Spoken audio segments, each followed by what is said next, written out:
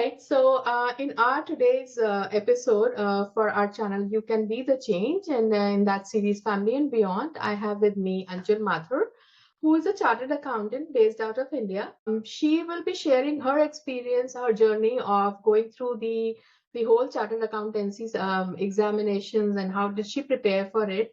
And she actually is a rank holder in chartered accountancy. Right now, she is working.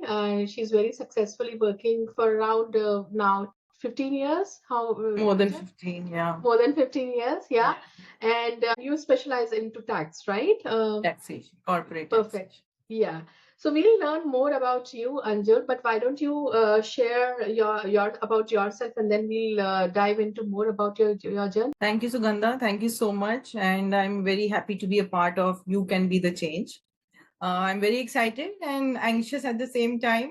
It's my first podcast, so I'm feeling a little anxious, but I'm sure it will go through nicely. So, yeah, I work as a tax consultant. I am a chartered accountant from India, which I did back in 2007.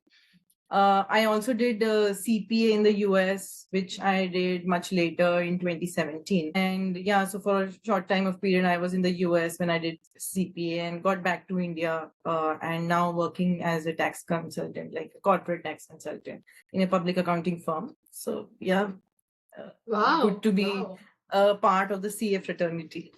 Yeah, right.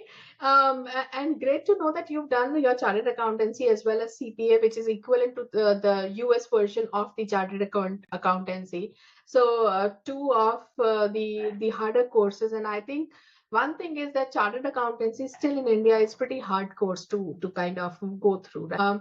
And I know that people say that not only it is hard to study, but it is hard to get through it because of the percentage. There is a percentage that of the people that only can pass the chartered accountancy. That's by the institute. So what one I want to understand from you, first thing is what motivated you to do chartered accountancy? So, frankly speaking, I really wanted to become a lawyer at some point of time. But yeah, somehow I landed up doing CA.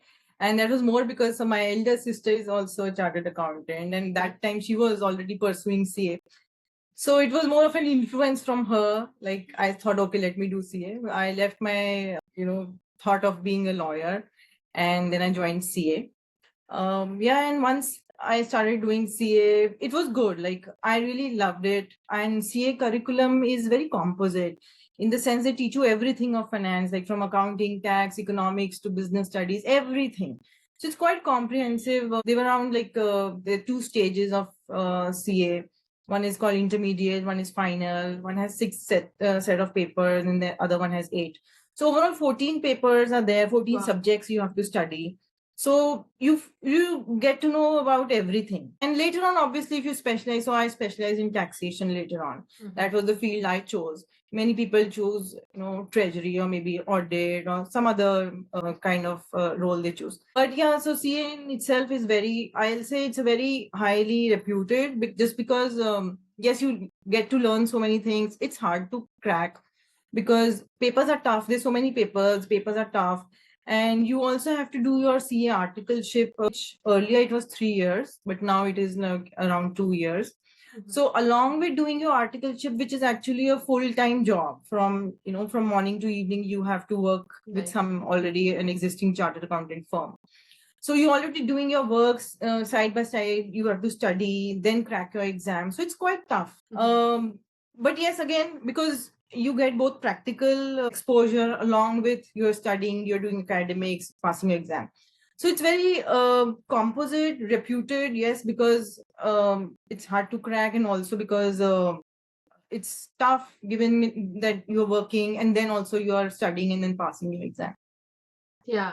Well, you rightly said, right? So you have to do a CA articleship and you can't just compromise on that. Plus, you have to do your study. And as far as I know, it's not any institute that you go and study for the chartered accountancy. It's more of self study as well, right? So to keep that motivation going, that while you're doing your articleship and you're doing all other stuff, you have to kind of put in hours for your self study, for that matter.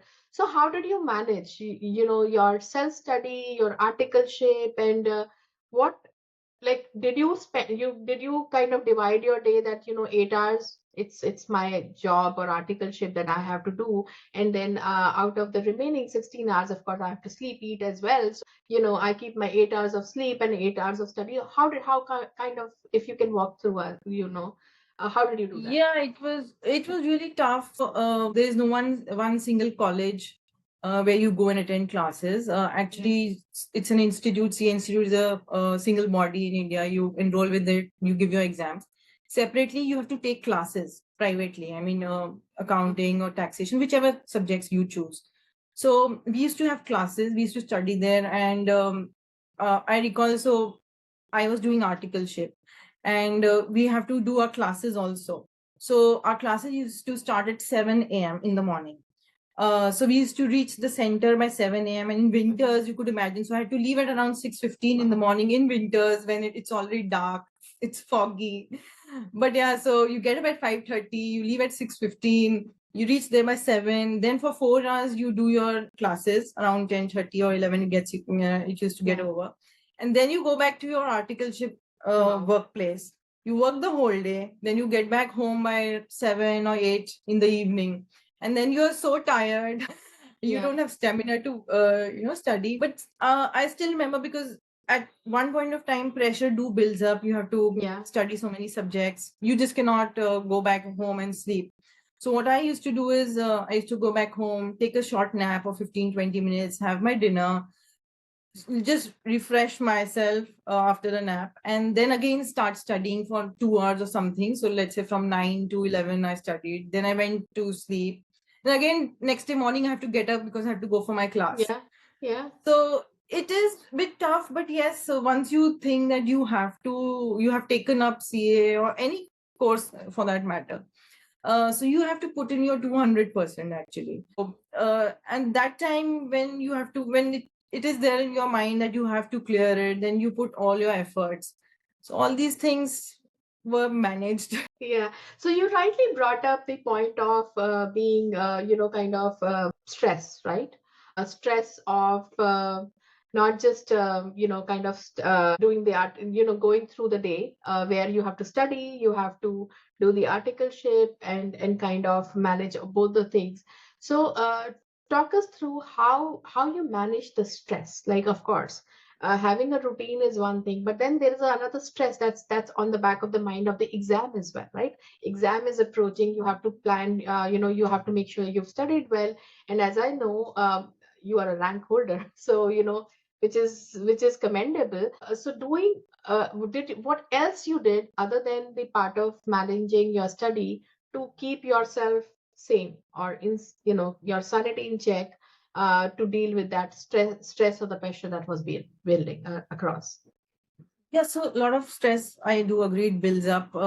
First is you have to pass the exam, which is kind of like quite difficult. There's so many people, lakhs of people sitting, and it's like there's a percentage of result which the institute actually, you have to fall within that percentage, and then only you can crack the exam. Secondly, there is pressure from the society at large. I mean, people, your friends, relatives, everybody is checking on you. When is your exam? What are you doing? So there's a pressure from that side. So all these stress do build up. But yeah, I'll say 2-3 ways to how to manage your stress. You have to be confident. You really have to be confident about yourself and your venture also. So my family has been very supportive. My parents and my sibling, my elder sister, they all have been very supportive. You do need to take support from them. So don't shy away from that. Talk to them, open up about your problems. Maybe they can't help you, but it's good to always share or speak it out. Talk to your parents, your friends, family. It's always good to relieve stress. I also suggested, so once our articleship is done and before your exam, there's generally a 4 or 5 months of exam leave that you get, and then you actually appear for your exams. So those 4 or 5 months, you are actually confined to the home. You're sitting at home and studying. So one way it's good, you're studying, but then this also builds up stress because you are in the home, you're not going anywhere, you're just studying. So my one, what I thought actually that was something what my father suggested to me, and I actually implemented it. That I used to go for walks in the evening. Just go out. There's lots of parks in and around like the city. Just go around. You get to see people. You get to see the whole world. You know, people are kids are playing. So that's a change for you. So those are small little things. Those can help. Go for any kind of physical activity, exercise, or go for a walk. That helps you. So if you're physically fit, obviously you'll be mentally fit too. And then yeah, talk to friends, family. Don't shy away. Don't live in your shell. You have to come out of your shell. Yeah, so people do practice meditation. That's something which I did not, but yeah, as a recommendation, I would say meditation is one thing which relieves your stress, relaxes your nerves. That is something which also could be an option. Awesome. So yeah, so all great points. I think, and I think that's something not just people who are doing a chartered accountancy or an exam as tough as chartered accountancy, Yeah. but I think in general also people should practice that just to keep the heads clear, and also it helps in your mental and physical health also. So talking about going back to the topic of the chartered accountancy, how you prepared for it. So if I may ask, like, what was your strategy behind on cracking the exam? Like, how did you strategize to say, okay, now I'm and help me understand. In chartered accountancy, you also have groups, right? I mean, in the intermediate, you have group A and group B, and then people do two groups together, or they do one group at one time, and then kind of strategize that as well. So, what was your planning to just crack the exam? What strategy did you apply? Yeah, so intermediate had two groups, and similarly, final also has two groups. In intermediate, there were three papers in total of six, and in final, there are two groups, four papers each total. So you have an option of appearing for both the groups together or take them one by one. It's your choice. But yeah, I took both the groups together. Lot of, as I said, it's varied kind of subjects are there. Many subjects we had never studied before. I went for classes also. That is one important thing which people do today also. You have to actually join some kind of coaching or classes. Then I'll say you need to make some kind of notes and make those notes by yourself. Don't rely on others' notes. So it's always good to study yourself and make your own customized notes, which could help you yourself. Sure. And yeah, and do their mock tests available. So you should always be doing those mock tests. Something like just talk to your friends who are doing similar studies. One thing people focus is like I still remember people used to discuss how many hours do you study. So how many hours don't matter that much. So people used to be like, my friends used to say, I study 16 hours a day or 18 hours. So, and I myself used to feel I study only 11 or 12 hours. Like at times I used to be fearful that somebody's studying 16 hours, I'm studying just 10 or 11 hours. Maybe there's a gap between both of us. But that depends more upon the quality of hours you are spending. Maybe they are studying for 16 hours, but I don't know what kind of quality was coming out. Right. It's always quality time. Stay away from distractions. Distraction in the sense in today's world is social media. So people are on Insta, Snapchat, and all those stuff. That's a big distraction. Well, in that time when I did in 2007, social media was not that much active. That was a blessing for me, I guess. But in today's time, yes, if you are studying, you need to be really focused. For that, you need to remove all your distractions from your life. I'm right now in public accounting firm, and I have other people, other juniors who are actually doing their CA right now. So I've been talking to them, and they tell me that they totally log out from these social media platforms for a few months. Well, let's say it's just a matter of 4-5 months that you have to be kept away from all those, and maybe it gives you much better results, and just other than as compared to just looking into Facebook or Insta. So you need to stay away from distractions. That is one important thing. And yeah, focus on important things. Focus on the conceptual things. People at times just mug up things. That's not something which I did. Try to understand the concepts and how they can be applied practically.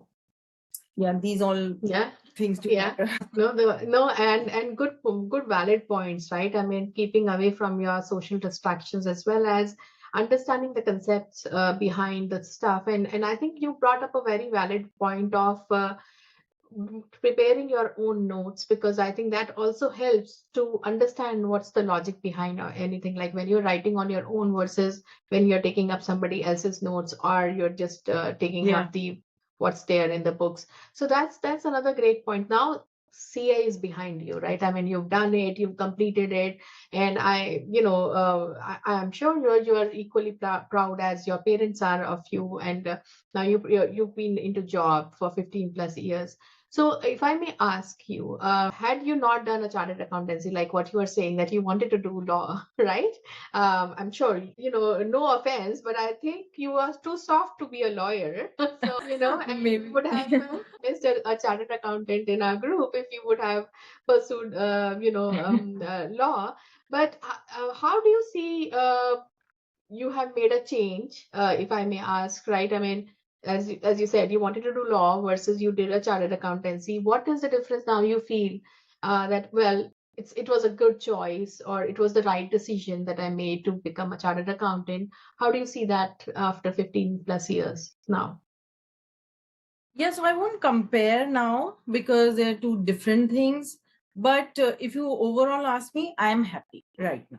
So I'm happy I did my CA. I'm happy where I'm placed right now, what kind of work I'm doing. I have a nice degree with me and credentials, and I'm working. I'm happy right now.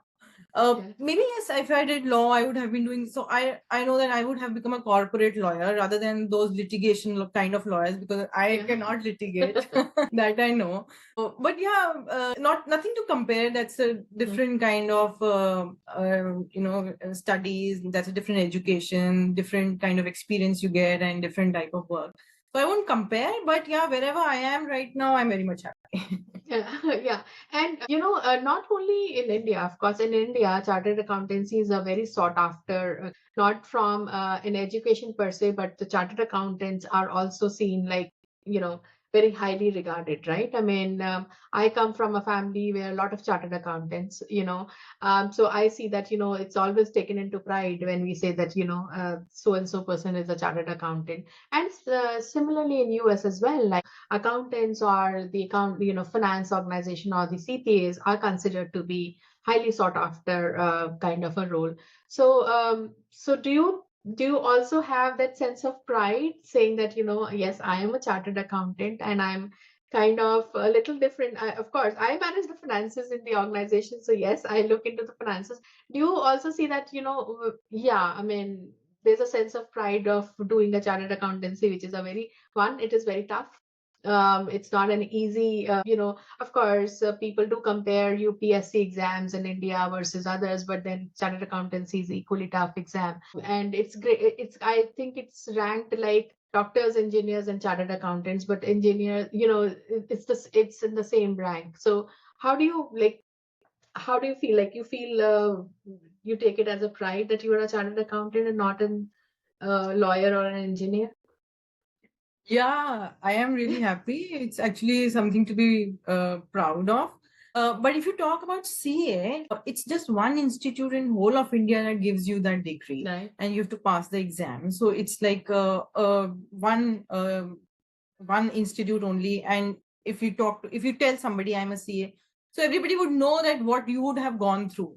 So every CA has gone through all those things, and it's like obviously you'll be in the top tier only, then you pass that. And yeah, one more thing to add, because we're talking about like how CA is so much tough to do in India.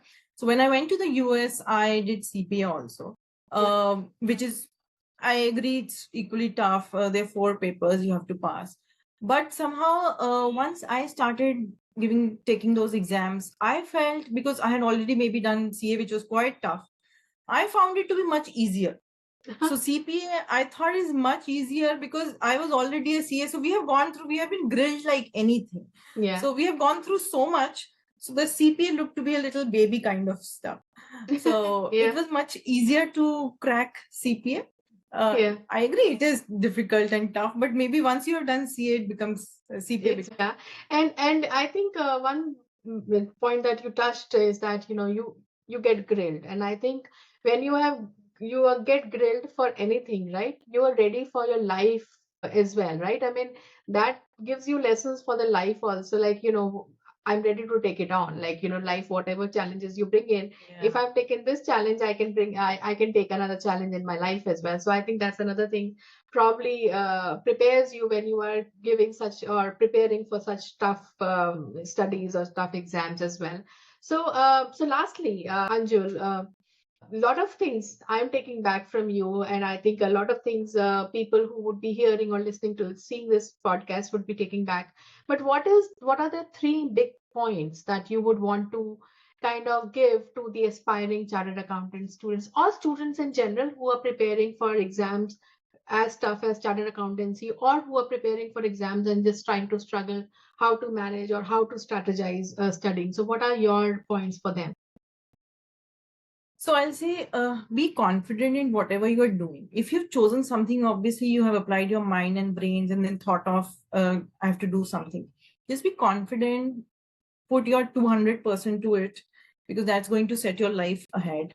So just forget other things like all social distraction, as I said, or social commitments also otherwise. So just focus on that. That is one thing. Secondly, even if you can't make it, so let's say for a CA or for any other exam if you're taking, and maybe unfortunately you're not able to take it, I mean you're not able to pass it, there's another chance. It's not like that's the end of the world. So that's something I know that I used to talk to myself. I used to tell myself. So CA is a course in which the exams are held every 6 months. So if even if you don't pass in one set of exams that's held in May, you have another opportunity in November, and so on and so forth. So I used to tell myself that let's say if my age is 70 years, and now if I'm not able to pass my exams and I have to take it in another 6 months, so if I even if I lose 6 months, it's a very small percentage of my life, not even 1%. So it's okay if I'm losing 1% of my life to, again, studying and giving my exam. So that's not the end of the world. I'm trying to say that don't get so demotivated and, oh, I'm not able to pass and nothing can happen now or something like that. There's another chance in your life, and do take that chance. That is one second thing. And thirdly, I will say, yeah, see, I'll say luck also matters a lot. So obviously, I have seen people who have studied so hard, they're really intelligent, their exams are going very good, but unfortunately, they're not able to pass. So I'll say luck does play a role. Their blessings from family, and I'm happy that, maybe God helped me. I passed my exams in first attempt with the rank also. But yeah, luck does matter in all this. So just to, I'll say, stay confident, be happy, and there are a lot of chances in your life. Don't think that if you don't pass or you're not able to do something, then that's the end of the world. If not another chance, you'll have another other courses or other things to study and do in your life. So don't close it at that point itself. No, awesome. I think one good point that never to lose belief in yourself, right? I mean, I think that's something to take it from you as well, is that have that belief, have that kind of focus. Don't lose focus. Second, don't lose belief in yourself. If you have those two things, you can kind of do whatever you would want to. Thank you so much, Anjul. Really appreciate you talking to us and walking us through your journey of clearing your chartered accountancy. And I think a lot of students here would get an advantage of listening from you, and kind of where they are kind of struggling, they will probably this will help them to start focusing and start believing in themselves. So thank you so much. Really appreciate your time. And I always tell my guests, it's not just one time I'm talking to you. There are a lot of times I would be talking to you and coming back at you to you as well.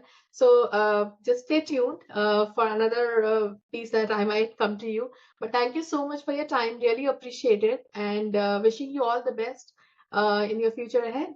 Thank you. Thank you so much for giving me this opportunity. And it was really nice talking to you. And yes, we'll do another podcast soon. Yeah, for sure. Thank you. Bye. Bye.